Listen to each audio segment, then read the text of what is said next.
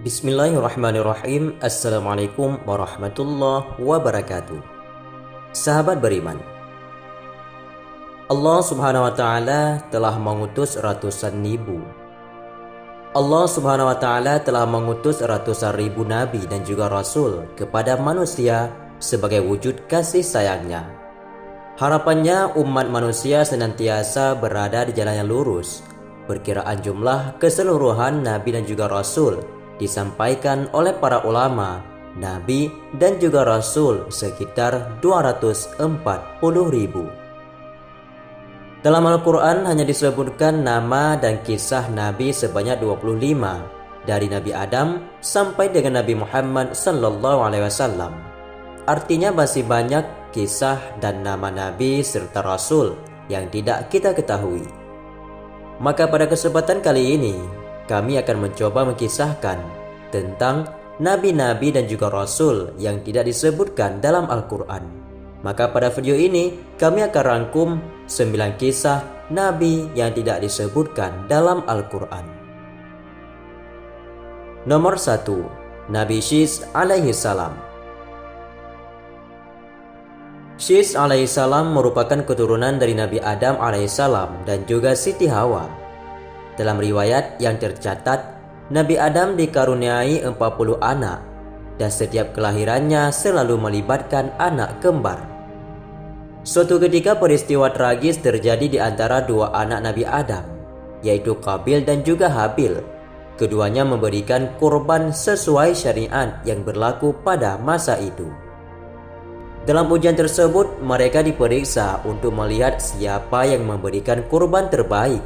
Habil memberikan yang terbaik, sementara Qabil memberikan yang kurang baik. Ketika kurban Habil diterima, Qabil merasa tidak puas dan akhirnya membunuh saudaranya. Setelah melakukan tindakan tersebut, Qabil pun merasa menyesal. Namun Nabi Adam alaihissalam telah mengetahui sifat buruk anaknya itu. Oleh karena itu, ilmu yang seharusnya diberikan Allah kepadanya tidak diturunkan kepada Qabil. Pada tahun ke-400 kehidupan Nabi Adam di bumi, lahirlah Syis alaihi salam. Allah memberikan tugas kepada Syis untuk melanjutkan kenabian Nabi Adam alaihi salam.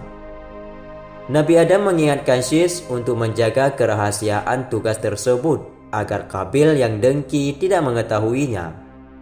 Salah satu tugas Nabi Syis adalah menetapkan batas antara alam manusia dan juga alam jin. Nabi Syis alaihissalam mempunyai risalah memisahkan dunia antara manusia dan juga dunia jin. Berkat risalah beliau, Allah Subhanahu wa taala kemudian memisahkan alam manusia dengan alam jin. Sebelum Nabi Syis bertugas, dahulu kita masih bisa melihat jin atau syaitan yang berkeliaran. Jarak mereka dengan manusia tiada batasnya. Belakangan Adam telah diperlihatkan jumlah manusia, angka keturunannya yang akan bertambah. Kemudian Nabi Adam alaihissalam berdoa semoga ada di antara anaknya yang melanjutkan risalahnya. Kemudian terpilihlah di antara anaknya, yaitu Syis alaihissalam, menjadi orang yang menutup pandangan manusia melihat jin. Nabi Syis diizinkan oleh Allah mendapatkan wasilah dari Nabi Adam. Hal ini tak Nabi Adam sampaikan kepada Qabil. Secara diam-diam Syis diajarkan Nabi Adam mengenai ilmu rahasia itu. Syis pun kemudian bergerak dan berdakwah berbagai pulau. Nabi Syis alaihissalam selain memisahkan dunia jin dan juga manusia, beliau pun juga adalah anak Nabi Adam yang diwasiatkan untuk menjaga nur Nabi Muhammad SAW. Saat Syis dilahirkan, Nabi Adam berusia 930 tahun. Wasiat diberikan kepadanya karena beliau memiliki kelebihan dari segi keilmuan, kecerdasan, ketakwaan, dan kepatuhan dibandingkan anak Nabi Adam yang lainnya. Begitu mulia Nabi Syis alaihissalam hingga ia diamanahkan untuk menjaga nur Rasulullah SAW sampai akhir hayatnya. Allah juga menunjuk Syis sebagai nabi dan menurunkan atasnya 50 sahifah ataupun lembaran yang di dalamnya terdapat dalil-dalil, hukum, sunnah, fardu, serta syariat-syariat yang batasan hukum Allah. Nabi Syed alaihissalam juga mempunyai wasilah untuk menjaga Nur Muhammad SAW.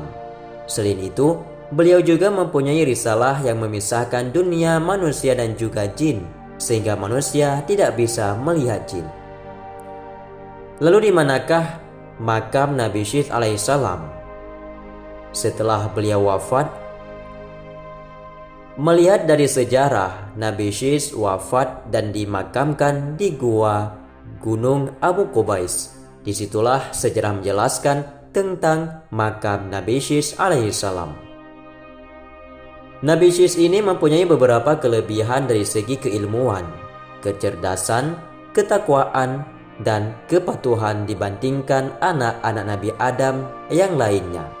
Begitu mulia Nabi Syed hingga beliau diamanahkan untuk menjaga nur Rasulullah SAW sampai akhir hayatnya.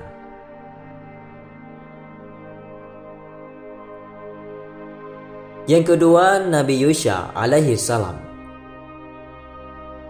Nabi Yusha bin Nun merupakan murid dari Nabi Musa alaihissalam yang menemaninya mencari ilmu. Ia diutus oleh Allah menjadi nabi untuk meneruskan dakwah Nabi Musa di kalangan Bani Israel. Nama Nabi Yusha sendiri sejatinya tidak termasuk dalam 25 nabi yang tercantum di dalam Al-Quran. Namun, Allah Subhanahu wa Ta'ala memberikan suatu mukjizat kepadanya, sehingga ia dikenal sebagai nabi yang menahan matahari untuk terbenam. Kisah Nabi Yusha tersebut disampaikan oleh Rasulullah SAW dalam hadis riwayat Imam Ahmad dalam Al-Musnad dari Abu Hurairah. Rasulullah bersabda, "Sesungguhnya matahari tak pernah ditahan untuk seorang manusia pun, selain untuk Nabi Yusha di hari beliau melakukan perjalanan menuju Baitul Maqdis untuk berjihad." Lantas, bagaimanakah kisah Nabi Yusha alaihissalam tersebut? Kisah Nabi Yusha terkenal, beliau yang menahan matahari terbenam untuk keperluan berjihad. Setelah Nabi Musa alaihissalam wafat, Nabi Yusha membawa Bani Israel keluar dari padang pasir. Mereka berjalan menyeberangi sungai Yordania hingga tiba di kota Jericho. Mengutip dari buku Aku Merindukan Mujahid Cinta tulisan Ibnu Zainuddin, Jericho itu merupakan kota yang berpenduduk padat. Bangunannya di dalamnya tinggi dan memiliki keamanan yang cukup kuat. Nabi Yusha alaihissalam dan kaum Bani Israel yang mengikutinya berniat melumpuhkan kota tersebut. Mereka lantas mengepung kota Jericho sampai 6 bulan lamanya. Pada suatu hari, Nabi Yusha dan pengikutnya sepakat untuk menyerbu ke dalam, diiringi dengan suara trompet dan takbir, serta semangat kebersamaan yang kuat. Mereka pun berhasil menghancurkan pagar pembatasan dan memasuki kota tersebut. Di sana mereka mengambil harta rampasan serta membunuh 12.000 pria dan juga wanita. Mereka juga berhasil mengalahkan 11 raja dan raja lain yang berkuasa di Syam. Sampai pada hari Jumat, peperangan belum juga usai. Matahari sudah hampir terbenam, menandakan hari Sabtu akan segera datang. Padahal menurut syariat, peperangan dilarang dilakukan di hari Sabtu. Oleh sebab itu, Nabi Yusha pun berkata, "Wahai matahari, sesungguhnya engkau hanya mengikuti perintah Allah. Begitu pula dengan aku. Aku bersujud mengikuti perintahnya. Ya Allah, tahanlah matahari itu untukku agar tidak terbenam dulu." Doa Nabi Yusha tersebut langsung dikabulkan oleh Allah Subhanahu wa Ta'ala. Allah menahan matahari supaya tidak terbenam dan memerintahkan bulan untuk tidak menampakkan dirinya sampai Nabi Yusha dan para pengikutnya berhasil menaklukkan kota Jericho. Lantas atas izin Allah Subhanahu wa taala, peperangan itu pun dimenangkan oleh Nabi Yusha alaihissalam. Setelah berhasil menguasai Baitul Maqdis, Nabi Yusha memerintahkan kaumnya untuk mengumpulkan harta rampasan perang untuk dibakar. Namun, api tidak mau membakarnya, lantaran ada dari kaum Bani Israel yang berkhianat dengan menyembunyikan emas. Para pengkhianat itu kemudian diperintahkan untuk mengembalikan harta yang mereka curi dan mengumpulkannya dengan harta rampasan lainnya. Setelah itu, barulah api menyala dan membakar semua harta tersebut. Di bawah kekuasaan Bani Israel, kaum Baitul Maqdis kembali beriman kepada Allah Subhanahu wa taala. Nabi Yusha pun memerintahkan mereka dengan kitab Taurat sampai ia meninggal dunia di usia 127 tahun.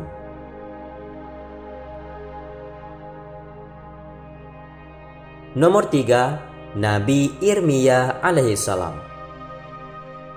Nabi Irmia ialah keturunan Nabi Harun alaihissalam. Ini seperti yang ditulis oleh Al-Baghawi dalam tafsirnya. Dia keturunan dari Nabi Harun bin Imran. Nabi Harun ialah saudara dari Nabi Musa alaihissalam. Beliau seorang nabi yang kemungkinan hidup pada abad ke-7 dan ke-6 sebelum Masehi. Beliau diutus oleh Allah Subhanahu wa taala untuk memperingatkan Bani Israel tentang dosa-dosa dan penyembahan berhala mereka. Dalam menyebarkan risalah Islam, seperti nabi lainnya, Nabi Irmia pun mendapat begitu banyak kesulitannya. Walaupun Nabi Irmia berusaha memperingatkan Bani Israel, mereka tidak mau mendengarnya. Di tengah kegundahan itu, beliau pun berdoa, "Ya Allah, aku lemah kecuali Engkau menguatkanku. Tidak mampu kecuali Engkau memampukan aku untuk mencapai tujuanku. Dan salah kecuali Engkau membimbing langkahku." Nabi Irmia pun meminta Bani Israel untuk mempersiapkan dirinya atas bencana yang akan datang, tapi mereka tidak percaya.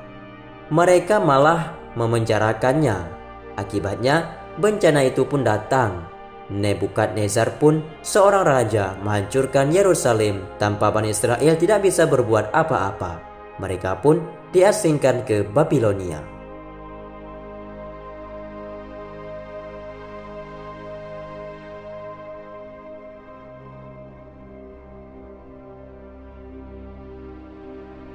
Nomor 4, Nabi Syam'un alaihissalam.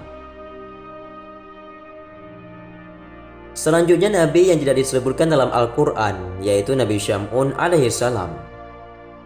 Ia adalah seorang Nabi dan juga Rasul dari Bani Israel, keturunan Yahuda, anak keempat Nabi Yakub alaihissalam. Allah Subhanahu wa taala mengutusnya untuk berdakwah kepada orang-orang Romawi yang saat itu kafir dan menentang kekuasaan Allah.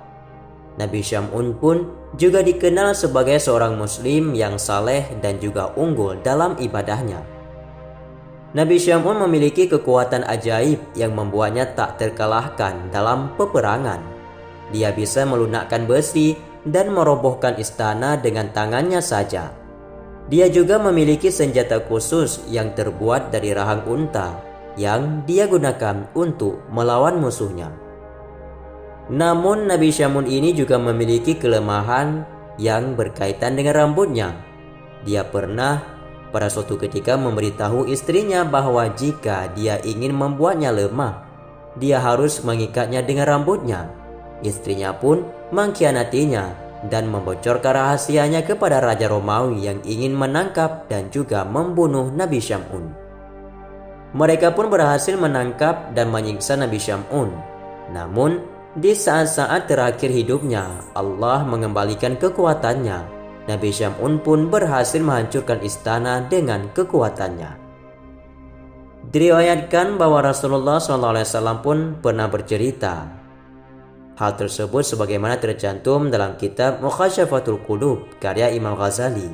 Rasulullah bersabda, "Diperlihatkan kepadaku hari akhir ketika seluruh manusia dikumpulkan di mahsyar. Semua nabi dan juga rasul berkumpul bersama umatnya masing-masing masuk ke dalam surga Allah. ada salah seorang nabi yang dengan membawa pedang, tidak punya pengikut satupun, masuk ke dalam surga. Dia adalah Nabi Syam'un alaihi salam. Yang kelima, Nabi Hizkiel atau Yehezkiel. Selanjutnya nabi yang tidak tercantum dalam Al-Quran adalah Nabi Hizkiel alaihi salam ataupun Nabi Hizkiel. Nabi Hizkiel mungkin juga menjadi salah satu nabi yang jarang diketahui oleh umat muslim. Nabi Hizkiel alaihissalam hidup sekitar tahun 591 sebelum Masehi, di mana diperkirakan pada masa setelah Nabi Musa alaihissalam dan sebelum Nabi Daud alaihissalam. Nama Nabi Hizkiel alaihissalam sendiri juga tak banyak dijelaskan dalam Al-Quran. Kisahnya hanya dijelaskan di Al-Quran pada surah Al-Baqarah ayat 243. Di dalam ayat tersebut dijelaskan tentang kisah Nabi Hizkiel yang menghidupkan kembali ribuan orang Bani Israel yang sudah mati karena sebuah wabah. Dalam surat Al-Baqarah tersebut, Allah Subhanahu wa taala berfirman, "Tidakkah kamu memperhatikan orang-orang yang keluar dari kampung halamannya dalam jumlah ribuan karena takut mati? Lalu Allah Subhanahu wa taala berfirman kepada mereka, matilah kamu. Kemudian Allah menghidupkan mereka. Sesungguhnya Allah pemberi karunia kepada manusia, tetapi kebanyakan manusia tidak bersyukur." Kemudian hadis riwayat Imam Ahmad, Rasulullah SAW bersabda, "Wabah tersebut pernah ditimpa sebagai siksaan bagi umat-umat sebelum kalian. Jika kalian mendengar berita tentang penyakit itu di suatu daerah, janganlah kalian memasuki daerah itu. Dan jika penyakit itu mewabah di daerah di mana kalian berada, janganlah kalian keluar darinya karena hendak melarikan diri darinya."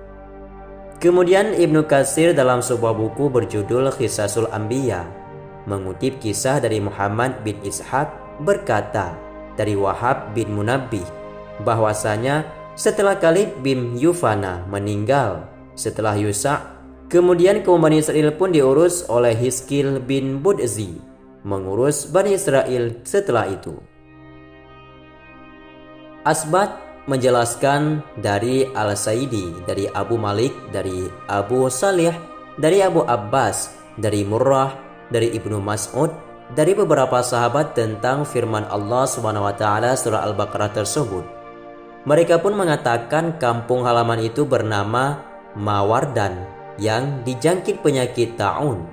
Ini merupakan penyakit ganas di mana pagi sakit, sorenya wafat, atau sorenya sakit, malamnya akan meninggal. Karena ketakutan dan menghindar dari penyakit itu, seluruh penduduk kemudian keluar kampung dan berpindah tempat ke daerah di pinggiran. Mereka yang bertahan di tempat tersebut kemudian perlahan binasa, namun ada juga yang selamat. Waqi' Ibnul Jarrah di dalam kitab tafsirnya menjelaskan bahwa orang-orang tersebut berkata, "Kita akan mendatangi suatu tempat yang tiada kematian padanya."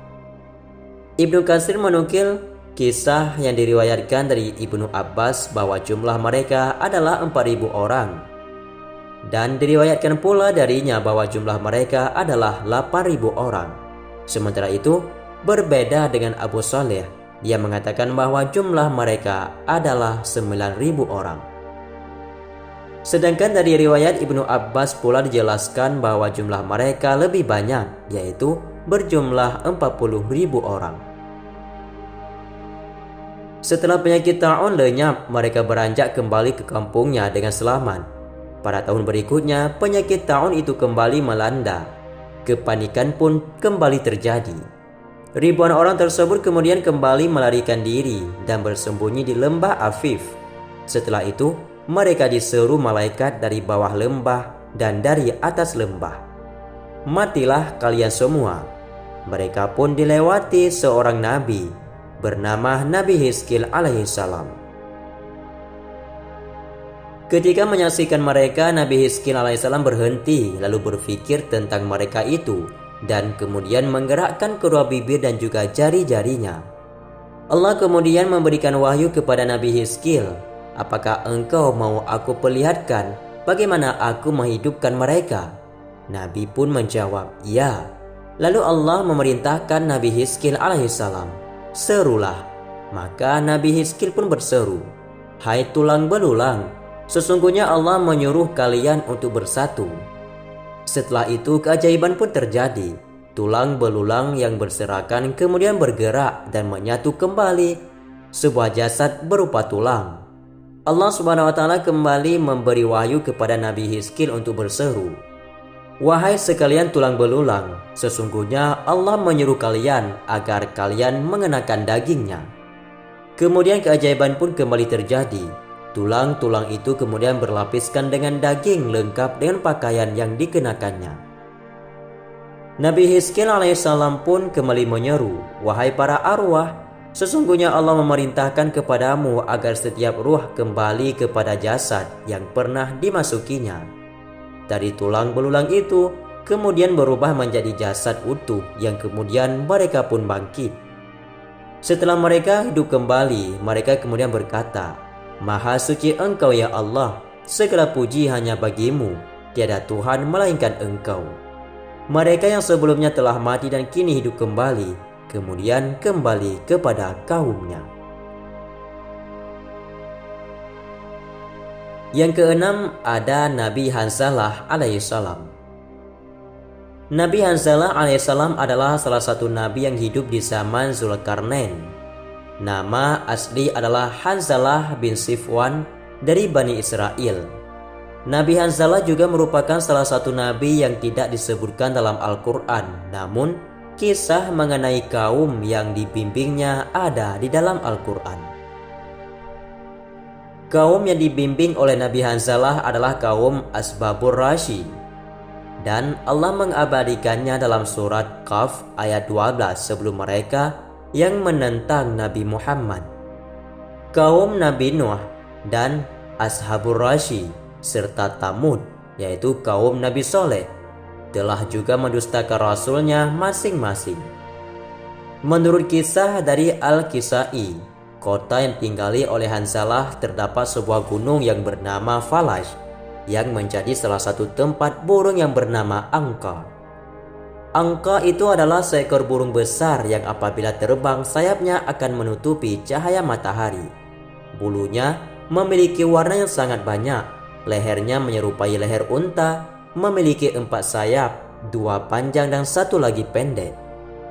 Burung ini sering mengambil beberapa hewan ternak dan hewan yang sudah mati. Disebutkan bahwa burung ini memiliki cakar yang sangat tajam, bahkan bisa membawa seekor gajah yang mati. Burung ini awalnya tidak mengganggu kaum Ashabur Rashi, sampai suatu saat burung ini mulai memangsa dengan lapas kendali. Burung ini mulai memangsa anak-anak dari kaum Ashabur Rashi itu, sehingga kaum ini mengadu kepada Nabi Hanzalah. Nabi Hanzalah pun berdoa kepada Allah, "Ya Allah, matikanlah binatang tersebut dan putuskanlah keturunannya." Allah Subhanahu wa taala pun mengabulkan doa Nabi Hanzalah alaihissalam. Seketika itu juga burung angka pun terbakar, sehingga tidak ada yang tersisa lagi di muka bumi ini. Kejadian ini terjadi sebelum Nabi Hanzalah diutus Allah untuk mengajak kaum Ashabur Rashi beriman. Lalu siapakah sebenarnya kaum Ashabur Rashi ini? Maka silakan simak sampai selesai. Menurut Qisasul Al-Anbiya yang ditulis oleh Ibnu Katsir, kaum Ashabur Rashi ini merupakan salah satu kaum yang ada di daerah Yaman. Kaum Ashabur Rashi ini sering disebut kaum Ras. Nabi Hanzalah diutus ke kaum ini untuk memperingatkan dan mengajak mereka agar beriman kepada Allah Subhanahu wa taala. Kaum Ras merupakan kaum yang tidak menyembah Allah. Mereka menyembah salah satu pohon sanobar yang bernama Syakhdirah. Syakhdirah itu sendiri memiliki arti yaitu raja pohon. Mereka menyembah pohon itu karena pohon itu dianggap sebagai hayat al-ilahiyah, yaitu kehidupan ketuhanan. Meskipun sudah Allah peringatkan dengan adanya burung angka, mereka pun tetap menyembah pohon itu. Alasan mengapa mereka menyebut pohon itu hayat al-ilahiyah karena pohon itu awalnya ditanam oleh salah satu anak Nabi Nuh yang bernama Yafid bin Nuh. Yafid bin Nuh menanam pohon ini pasca badai topan di tepian mata air. Mata air itu pun disebut dengan Roshan Aun. Kemudian mata air ini yang mengalir desa kaum Ras. Kaum Ras memiliki 12 desa, diantaranya adalah Oban, Ozar, Di, Bahman, Isfan, Farwadin, Ordi Bashid, Khordan, Murdad, Tir, Mihar, dan Syahriwar. Lalu kaum Ras pun mengikuti apa yang dilakukan anak Nabi Nuh itu. Kemudian Ras pun menanam pohon sanobar di tiap desa dan mengairinya dengan irigasi yang berpusat pada inti pohon sanobar Yafid. Kemudian mereka menyangka bahwa pusat dari pohon sanobar yang terdapat mata air yang mengalir itu adalah sumber kehidupan Tuhan yang turun ke muka bumi ini, sehingga mereka mengharamkan diri untuk meminum dari air tersebut, baik untuk diri mereka ataupun untuk hewan ternaknya. Bahkan mereka membuat peraturan barang siapa yang meminumnya maka akan dibunuh. Mereka menjadikan air itu sebagai sumber kehidupan Tuhan dan pohon sanobar sebagai inti dari kehidupan Tuhan juga dianggap sebagai pohon yang berisi ruh Tuhan yang harus disembah. Jelas sekali bertentangan dengan konsep ketuhanan yang diajarkan sejak zaman Nabi Adam dan juga seterusnya. Kaum Ras ini sering mengadakan acara sehari dalam 1 bulan yang dijadikan sebagai hari besar untuk membuat persembahan di tiap desa. Pada hari besar itu, mereka akan membawa beberapa hewan ternak untuk disembelih di dekat pohon sanobar. Mereka menyembelih hewan itu untuk dijadikan tanda bahwa Tuhan butuh salah satu pengorbanan agar setiap doa dan harapan dikabulkan. Setelah mereka menyembelih, mereka pun membakarnya. Ketika asap pembakaran dari hewan kurban tersebut naik ke atas, mereka pun mulai bersujud ke pohon, menangis dan mengadakan doa serta permohonan. Saat kaum Ras berada di puncak hari besarnya yang bernama Isfandar, dan setelah kekafiran mereka berlangsung lama, Allah Subhanahu wa Ta'ala barulah mengutus Nabi Hanzalah untuk mengajak kaum ini beriman kepada Allah dan meninggalkan kesyirikan yang telah mereka perbuat.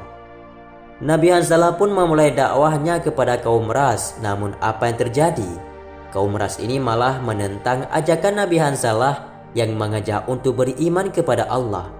Mereka pun menyebut Nabi Hanzalah seorang yang menyesatkan sekaligus orang kafir. Nabi Hanzalah pun tidak diam. Nabi Hanzalah mulai berdoa kepada Allah Subhanahu wa Ta'ala untuk membuat layu pohon sanobar yang disembah oleh mereka. Allah Subhanahu wa Ta'ala pun mengabulkan doanya. Pohon sanobar itu pun tiba-tiba layu dan mati.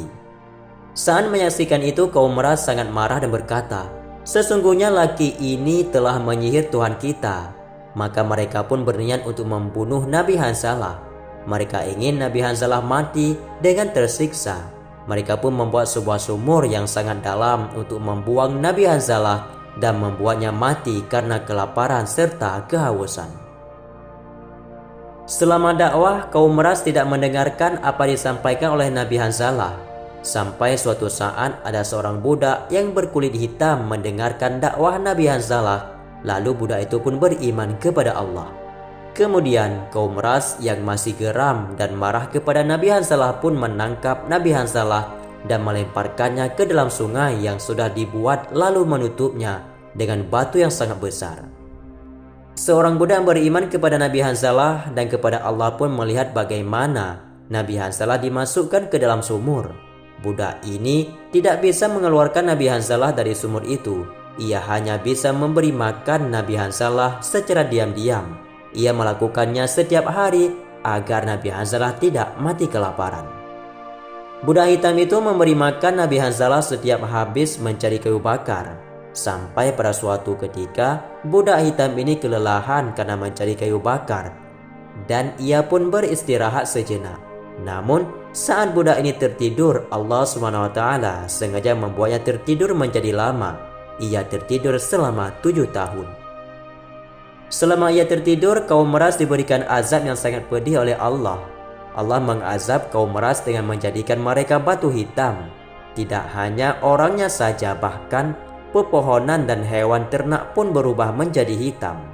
Azab ini sesuai dengan apa yang difirmankan oleh Allah dalam Al-Quran, yaitu pada surat Al-Furqan ayat 39. Dan kami jadikan bagi masing-masing mereka perumpamaan, dan masing-masing mereka itu benar-benar telah kami binasakan dengan sehancur-hancurnya. Sampai akhirnya salah sebagian dari mereka bertobat dan mengeluarkan Nabi Hanzalah dari sumur. Mereka pun mulai beriman kepada Allah dan Nabi Hanzalah alaihissalam. Setelah itu, Nabi Hanzalah pun penasaran kemana perginya budak hitam yang selalu memberikannya makan. Tidak ada yang tahu kemana dia pergi dan apa yang dilakukannya. Kisah ini diceritakan dalam sebuah tafsir, yaitu tafsir Ibnu Katsir. Nabi Muhammad SAW bersabda, lalu Nabi kaum tersebut bertanya keberadaan budak tentang apa yang dilakukannya. Mereka menjawab, kami tidak tahu, sampai Allah SWT mencabut ruh Nabi itu, dan setelah wafatnya Allah membangunkan budak hitam tersebut dari tidurnya. Budak hitam itulah orang yang pertama kali masuk surga.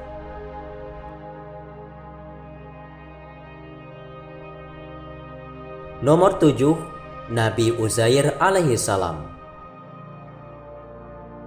Nabi Uzair adalah salah satu dari 124.000 nabi yang mendapat wahyu dari Allah Subhanahu wa taala. Beliau adalah salah satu nabi yang dikisahnya termaktub dalam kitab suci Al-Quran. Mengutip buku Janibal Ma'rifat oleh Dafiq Rahman, Nabi Uzair hidup di antara zaman Nabi Saleh dan Nabi Ibrahim. Ia adalah seorang yang dipercaya oleh orang-orang Yahudi sebagai putra Allah. Nabi Uzair adalah seorang nabi yang pernah mati dan dihidupkan kembali oleh Allah Subhanahu wa taala setelah 100 tahun bersama dengan keledainya. Bagaimanakah kisah Nabi Uzair yang dihidupkan oleh Allah Subhanahu wa taala? Maka berikut ulasannya. Ayat Al-Quran tentang Nabi Uzair yang dihidupkan kembali. Kisah Nabi Uzair yang telah mati dan dihidupkan kembali oleh Allah tertulis dalam surah Al-Baqarah. Kisah tersebut termasuk sebagai salah satu bukti tentang kekuasaannya. Allah SWT berfirman, atau seperti orang yang melewati suatu negeri yang bangunan-bangunannya telah roboh hingga menutupi reruntuhan atap-atapnya. Dia berkata, bagaimana Allah menghidupkan kembali negeri ini setelah hancur? Lalu Allah mematikannya orang itu selama 100 tahun, kemudian membangkitkannya, menghidupkannya kembali. Dan Allah bertanya, berapa lama engkau tinggal di sini? Dia menjawab, aku tinggal di sini sehari atau setengah hari. Allah berfirman, tidak, engkau telah meninggal selama 100 tahun. Lihatlah makanan dan minuman yang belum berubah, tetapi lihatlah keledaimu yang telah menjadi tulang belulang. Dan agar kami jadikan engkau tanda kekuasaan kami bagi manusia. Lihatlah tulang belulang keledai itu, bagaimana kami menyusunnya kembali. Kemudian kami membalutnya dengan daging. Maka ketika telah nyata baginya, dia pun berkata, saya mengetahui bahwa Allah Maha Kuasa atas segala sesuatu. Alasan mengapa Nabi Uzair dihidupkan kembali oleh Allah. Allah menunjukkan kekuasaannya kepada Nabi Uzair bukan tanpa alasan. Dijelaskan dalam buku Kisah Menakjub Binatang dalam Al-Quran karya Aan Wulandari. Hal itu berawal dari keraguan tentang kekuasaan Allah saat melihat sebuah desa yang telah lama hancur. Ketika melihat puing-puing bekas bangunan dan tulang-tulang bekas penduduk yang berserakan, Nabi Uzair berkata, bagaimana Allah menghidupkan kembali negeri ini setelah hancur? Mendengar pertanyaan itu, Allah mengutus malaikat maut untuk mencabut nyawa Nabi Uzair. Setelah 100 tahun, Allah kembali mengutus malaikat untuk menghidupkannya. Hal pertama yang dihidupkan kembali adalah akal pikirannya. Baru kemudian matanya. Nabi Uzair kemudian bisa berpikir dan melihat kejadian selanjutnya. Beliau kemudian melihat dengan mata kepalanya sendiri bagaimana Allah menghidupkannya kembali. Hingga akhirnya Allah meniupkan nyawa ke dalam tubuhnya, sehingga dia bisa bergerak kembali. Ia mengira hanya tertidur setengah atau 1 hari saja, karena melihat roti dan buah-buahan dan perbekalan lain yang dibawanya pun masih utuh. Alhasil, saat ditanya oleh Allah, Nabi Uzair pun menjawab, "Aku berada di tempat ini baru sehari atau setengah hari saja." Allah kemudian menerangkan kepada Nabi Uzair bahwa ia telah berada di tempat tersebut selama 100 tahun. Allah menunjukkan keledai milik Nabi Uzair yang telah mati dan hanya tersisa tulang belulang saja. Kemudian Allah kembali menunjukkan kekuasaannya dengan menghidupkannya kembali keledai dari tulang belulang yang berserakan. Allah mengirimkan angin untuk mengumpulkan kembali tulang belulang itu, dan dia menyusunnya sehingga menjadi rangka seekor keledai. Allah bungkus kerangka itu dengan daging, urat, pembuluh darah, dan kulit. Kemudian dia mengutus malaikat untuk meniupkan ruh melalui kedua lubang hidung hewan tersebut sehingga keledai itu bersuara. Menurut tafsir dari kisah tersebut terdapat beberapa bukti kekuasaan yang Allah perlihatkan kepada umatnya.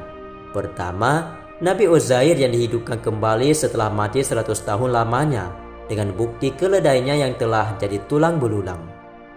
Kedua, sisa-sisa makanan dan minuman yang dibawa Nabi Uzair masih utuh setelah 100 tahun berada di tempat tersebut. Ketiga, keledai yang telah mati dihidupkan kembali seperti semula di hadapan Nabi Uzair. Dengan demikian, keraguan yang ada dalam hati Nabi Uzair akhirnya menghilang. Nabi Uzair pun akhirnya yakin bahwa Allah Maha Kuasa atas segala hal. Nomor 8. Nabi Daniel. Daniel adalah nabi dari kalangan Bani Israel. Sebagian ulama mengatakan Nabi Daniel memiliki 2 nubuat. Pertama, menggambarkan akan datangnya Al-Masih Isa bin Maryam, dan kedua, nubuat tentang kemunculan baginda Nabi Muhammad SAW. Ibnu Taimiyah sebagaimana dikutip buku Zulkarnain Agung antara Khairus dan Alexander, jejak cerita dalam Al-Quran dari riwayat sejarah, karya Wisnu Tanggap Prabowo, mengatakan, Daniel menyebut nama Muhammad dengan nama dan berkata, anak-anak panah akan terlepas dari busur-busurnya dan anak-anak panah tersebut akan dinodai oleh darah, wahai Muhammad. Dalam literasi ahli kitab, Nabi Daniel hidup pada abad ke-6 sebelum Masehi, sekitar 5 abad sebelum masa lahir Nabi Isa alaihissalam, dan sekitar 12 abad sebelum masa kenabian Nabi Muhammad sallallahu alaihi wasallam. Sebagaimana para nabi dan juga rasul, pengetahuan tentang gaib hanya datang dari Allah melalui malaikat Jibril. Ulama tafsir Ibnu Katsir dalam kitabnya Qasas Al-Anbiya juga menuliskan bahwa kisah tentang Nabi Daniel. Menurut buku di atas, kisah Nabi Daniel dalam khazanah Islam memiliki kemiripan dengan tradisi ahli kitab. Di antara kesamaannya adalah kisah Nabi Daniel di kandang singa, tempat Nabi Irmia ataupun Yeremia mengunjunginya dan membawakan makanan dan minuman atas perintah Allah. Lokasi makam Nabi Daniel selain itu terdapat peristiwa bersejarah dari generasi sahabat terkait Nabi Daniel. Salah satunya ditemukannya jasad beliau yang masih utuh di sebuah wilayah dekat kota Hormuzan ataupun Hormuz, saat ini provinsi Hormozgan, yaitu Iran sebagian selatan. Abu Musa al-Ash'ari yang berada di tengah pasukan muslim melaporkan kepada Khalifah Umar bin Khattab di Madinah melalui sepucuk surat. Setelah menerima dan membacanya, Umar membalas surat itu dan berkata, ia adalah salah seorang dari para nabi. Api tidak memakan jasad para nabi, dan bumi juga tidak memakan jasad para nabi. Ibnu Katsir kembali menegaskan bahwa jasad yang ditemukan muslimin saat ekspedisi militer ke Persia tersebut adalah jasad Nabi Daniel. Sementara itu, Imam Al-Baihaqi juga mengatakan dalam Dalfil An-Nubuwah bahwa Abu Aliyah beserta kaum muslimin lainnya menggali lubang kubur di tengah sungai dengan cara membendung airnya. Lalu di kala malam mereka menguburkan jasad Nabi Daniel di salah satu liang-liang lahat yang digali itu. Tujuannya adalah untuk mencegah mudarat yang lebih besar, yaitu praktik pengultusan kuburan orang saleh secara berlebihan, di mana melalui pintu pengultusan itulah godaan iblis masuk ke oknum kaum Nabi Nuh yang menyembah orang-orang saleh. Setidaknya kini ada 6 teori mengenai lokasi makam Nabi Daniel, yaitu di Kirkuk dan Mukhdadian yaitu di Irak, Susa dan Malamir di Iran, di Babylon dan di Samarkand. Teori lokasi makam yang paling masyhur adalah di Susa. Memang jika dilihat dari peta, menurut Wisnu, Susa dekat dengan kota Hurmuzan, tempat kaum muslimin menguburkan jasad Nabi Daniel sebagaimana dalam sumber sejarah Islam. Namun demikian, Susa adalah provinsi Khuzestan, sementara Hurmuzan adalah provinsi Hormuzgan. Jarak yang terpaut antara keduanya adalah sekitar 1.300 km, yang mengingatkan bahwa Nabi Daniel adalah nabi dari kalangan Bani Israel. Orang saleh sementara itu terjadi polemik di kalangan kaum Yahudi yang bahkan berlanjut hingga kini mengenai apakah Daniel seorang nabi ataupun bukan. Sebagian memandang Daniel bukanlah seorang nabi, melainkan orang saleh yang mendapatkan bimbingan ilahiyah. Satu hal yang disepakati, Daniel adalah tokoh masyhur dengan kitab Danielnya, yaitu Book of Daniel, yang termasuk ke dalam salah satu teks-teks suci Tanakh di mana Taurat ada di dalamnya.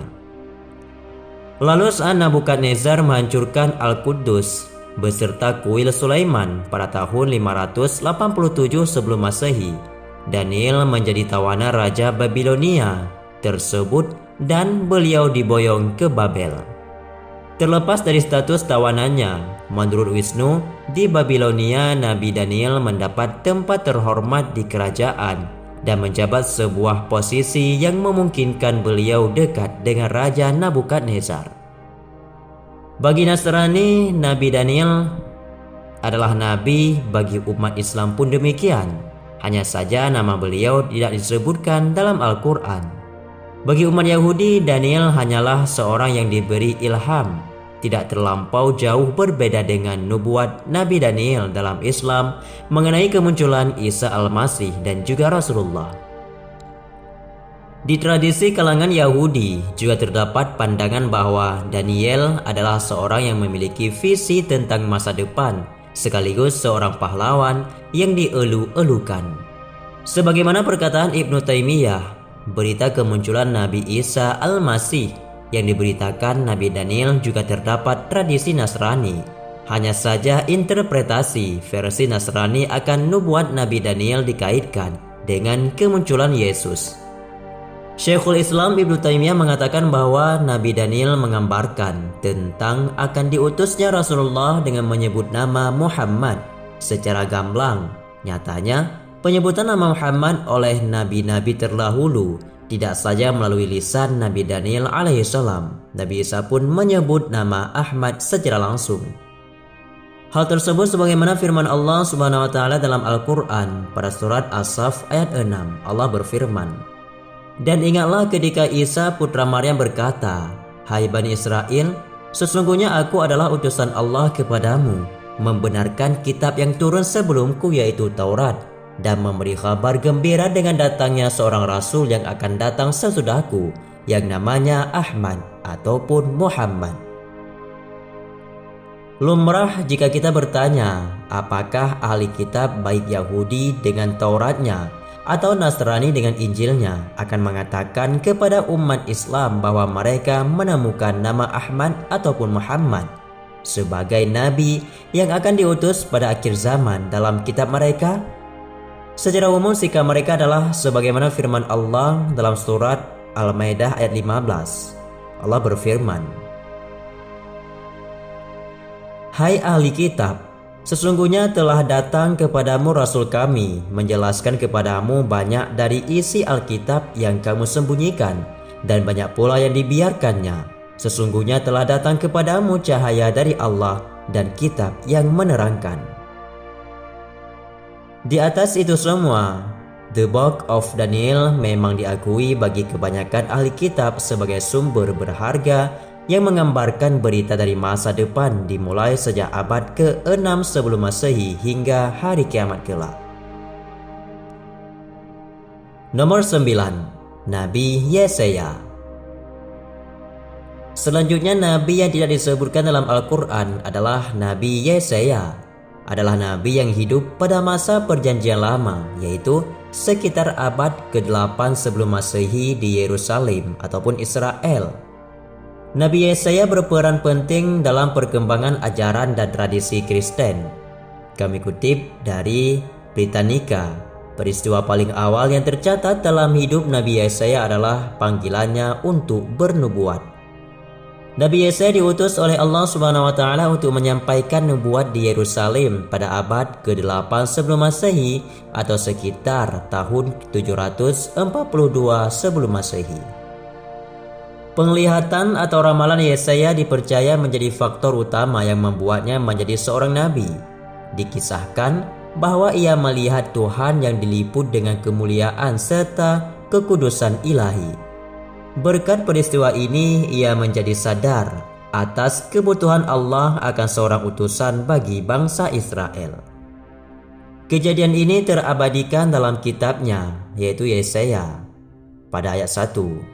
Di situ tertulis, dalam tahun matinya Raja Uzia, aku melihat Tuhan duduk di atas tahta yang tinggi dan menjulang, dan ujung jubahnya memenuhi bait suci. Dan juga pada ayat 8, meski merasa tidak mampu, Nabi Yesaya tetap menawarkan dirinya untuk melayani Allah. Lalu aku mendengar suara Tuhan berkata, siapakah yang akan kuutus dan siapakah yang mau pergi untuk aku? Maka suhudku, ini aku, utuslah aku. Setelah itu, ia ditugaskan untuk menyuarakan firman ilahi di Yerusalem tentang kedatangan Yesus Kristus ataupun Nabi Isa, sekaligus mengingatkan bangsa Israel akan kekudusan Tuhan. Dijelaskan dalam jurnal Siapakah Dia, Sang Penasehat Ajaib, Allah yang Maha Perkasa, Bapa yang Kekal, dan Raja Damai. Studi terhadap makna teks Yesaya oleh Marde Christian Stanley Mawikiri. Panggilan kenabian Yesaya memiliki misi untuk menyampaikan firman Tuhan kepada bangsa Israel yang keras kepala sampai kerajaan Yahuda hancur. Misi tersebut bukan tugas mudah bagi Nabi Yesaya, sebab sulit untuk membuat bangsa Israel percaya dan mau mendengar firman Tuhan tersebut. Meski demikian, Nabi Yesaya tidak putus asa dan menyerah. Sebaliknya, ia terus memperingatkan bangsa Israel akan kejahatan dan hukuman yang menanti jika mereka tidak segera bertobat. Nabi Yesaya berulang kali menegaskan bahwa Tuhan adalah yang Maha Kudus. Ia berharap agar bangsa Israel menyadari itu dan bertobat. Sebab tidak ada gunanya apabila mereka rajin mengadakan ritual tetapi tidak berhenti melakukan kejahatan.